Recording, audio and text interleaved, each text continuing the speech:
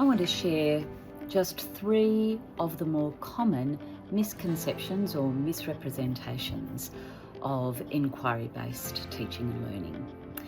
The first is that inquiry is an unstructured approach. The reality is that structure is really important for effective inquiry. What do we mean by structure? Well, when we carefully frame a journey of inquiry as a group of teachers and we think about what the big picture for that journey of inquiry is for our students, and we think about concepts, knowledge, skills, dispositions, we are providing some structure for the design of that inquiry.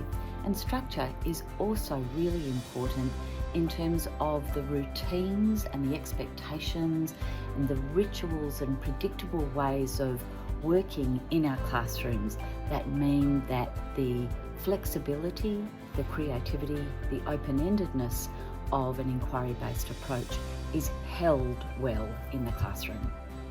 The second common misconception is that explicit teaching is not a part of an inquiry-based teacher's repertoire. Again, not the case. The best inquiry teachers that I know absolutely have explicit teaching. In fact, they're very explicit in the way that they work with their students.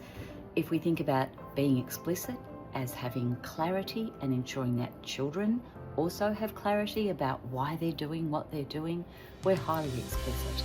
And when we think about explicit in terms of direct teaching, explaining, modelling, demonstrating, taking students through a deliberate step-by-step process, that too is part of our repertoire. The difference might be that we will tend to provide those explanations more after students have had some opportunities to explore, to experiment, to theorise, to hypothesise, to figure out. We'll step in at the point of need in order to explain where necessary.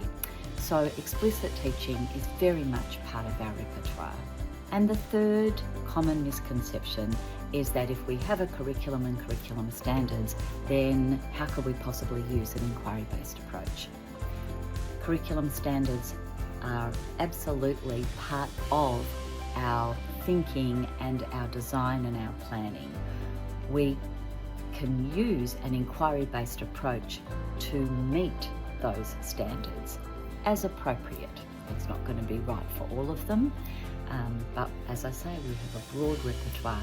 This is an approach that has structure, involves some explicit teaching, and definitely works with a curriculum.